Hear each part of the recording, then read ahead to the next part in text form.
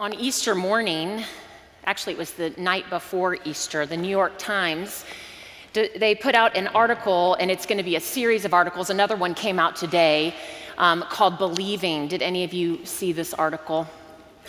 If not, you need to make sure to go read it. It highlighted the current state of religion, and it was written by a former Mormon who left the Church of Latter-day Saints about 10 years ago. This was the title of the article: Americans haven't found a satisfying alternative to religion. She says now that for the past 10 years, she has been steeped in secularism. And that means that she has been steeped in considering how the world can be viewed not through a sacred lens, but through a non-sacred lens, a secular one.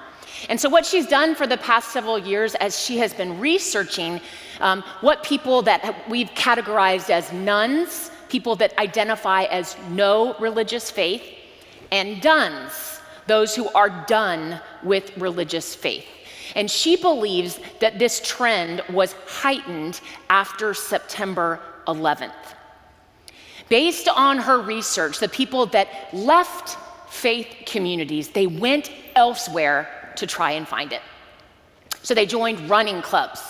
They did Soul Cycle. They joined book clubs. They did whatever they could to try to find this community. But what her research has shown over and over is that all of those outside of the faith communities, they're just not enough. They're not working. They're not meeting the needs of the people who used to be part of a community of faith. One woman said, "I would love to find a way to have what I had then when I was part of a church without compromising who I feel I am now." The author then goes on to say these haunting words: "I too feel stuck. I miss what I had. In leaving the church, I lost access to a community that cut across stage and class. I lost opportunities to support that community in ways that are inconvenient and extraordinary. When the baby arrives, the moving truck comes, the grief overwhelms, and this made my heart ache so badly for her and for our world. And I wanted to shout at the top of my lungs for no one to read this New York Times article and not know that this is not a representation of what the current Christian community is.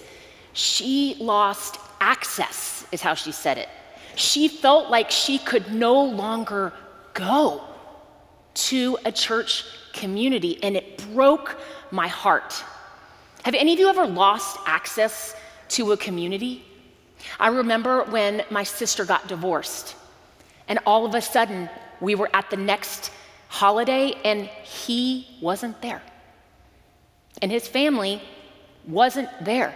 That part of community was gone. This can also happen with just the aftermath of addiction. And I know I've heard so many stories about families that are broken up forever over estate and business and money issues. And sometimes it's not anything that's traumatic. It's just a stage of life, like losing access to the people that you went to high school with every single day for 4 years. It can feel so disorienting and so very lonely. So now I want you to imagine what it would have been like for someone in first century Palestine, the Greco-Roman world, who has decided as a Jew that they believe the Messiah came.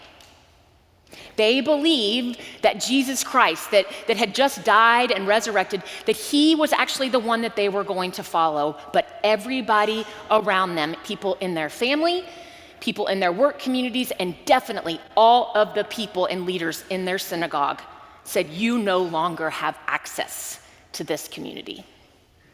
This is exactly what the author of the book of Hebrews that Molly just read, this is what the author was trying to do, was trying to remind these Jewish Christians, keep your eyes on Jesus. the author and perfecter of our faith. Keep your eyes on Jesus. But what does keeping our eyes on Jesus have to do with helping us not feel alone? What the author says over and over and over is that to be a Christian cannot be separated from being part of a Christian community. That doesn't even make sense. It's literally incomprehensible that those two things could be separated.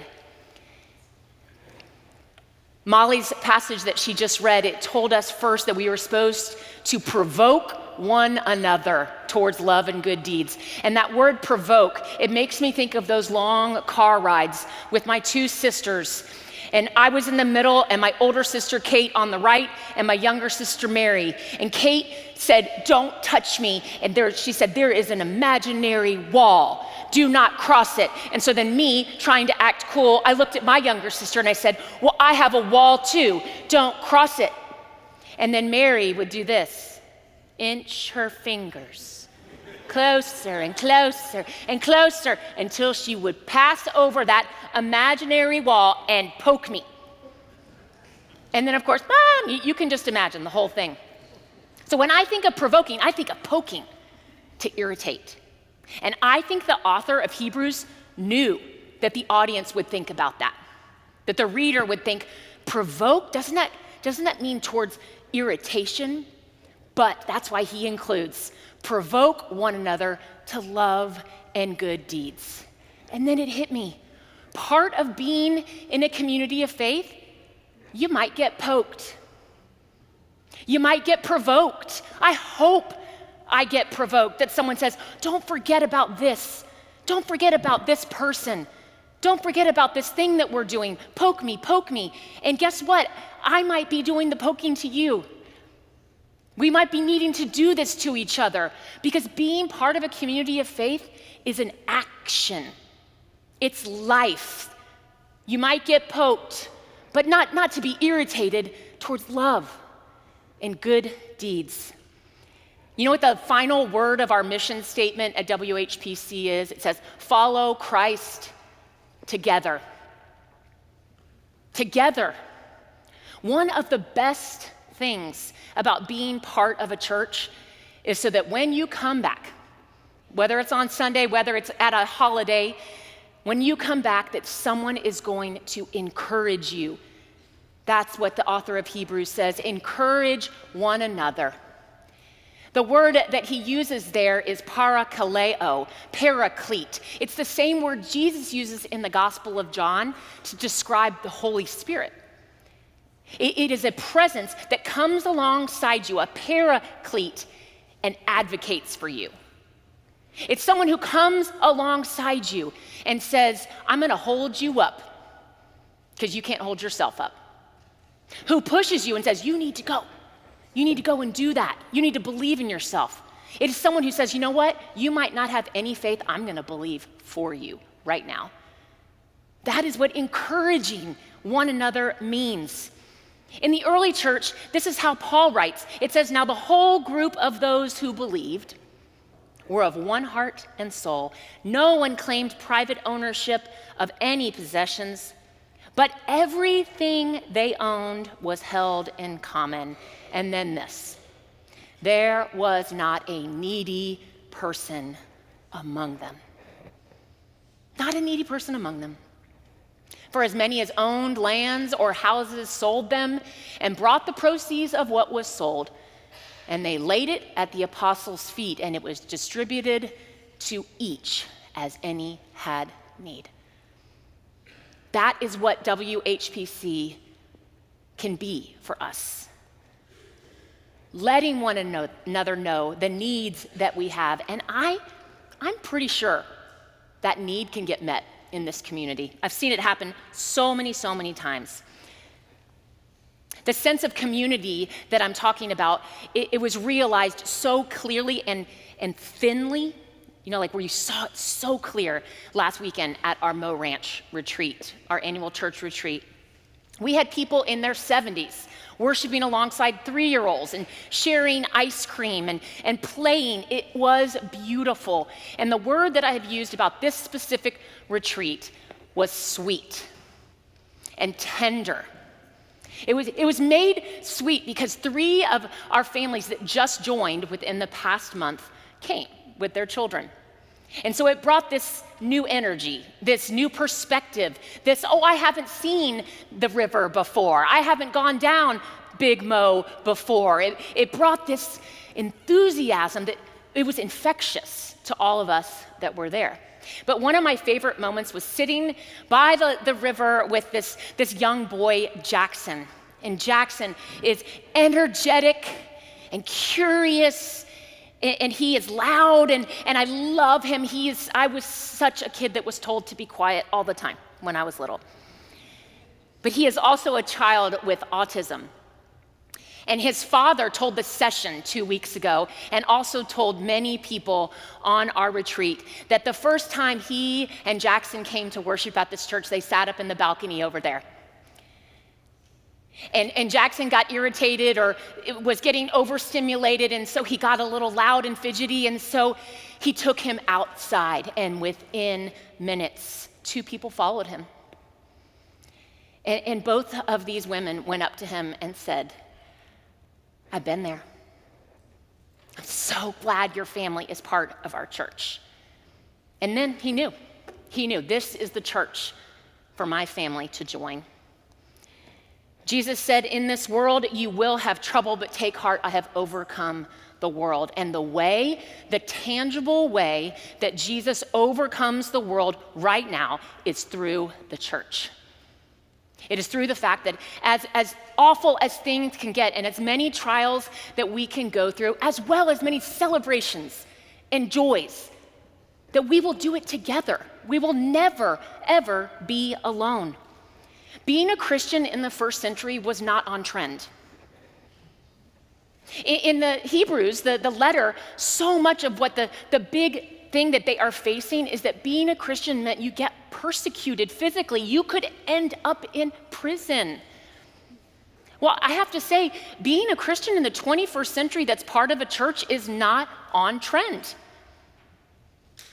You are going to be encouraged. Seniors and all the rest of us are going to continue to be encouraged by the secular world to do faith without us. Faith cannot be separated from doing it within a Christian community. So let us never give up the habit of meeting together. Let us encourage one another as we see the day approaching. Let us remind one another we are never alone. I have to tell you, this particular senior class has done a lot of provoking around here. They have provoked one another towards love and good deeds. They have led us playing instruments in the orchestra, singing in the choir. Do y'all remember years ago when we did Amal and the Night Visitor? That Amal, that little girl, she's graduating from high school now. Does that make you feel old? Sorry. They have run our cameras and our tech team. They have gone on mission trips all over the world, to Belize, to Puerto Rico, down to Louisiana, and this summer to Alaska. They have led Bible school. Literally, the reason Bible school was functioning is because of these seniors. They have volunteered at dozens of events, often on campus. They have led Christian groups at their schools, and they have been examples for peers on all of their various teams. I hope you know we are a better church. We are a stronger church because of you, seniors. I want you to... We're going to get to cut. I want you to know this, that no matter how far away you go geographically or you go spiritually, you will always have access to this community. You will always have access to this community. And I pray and hope that you know that this is your community of faith always.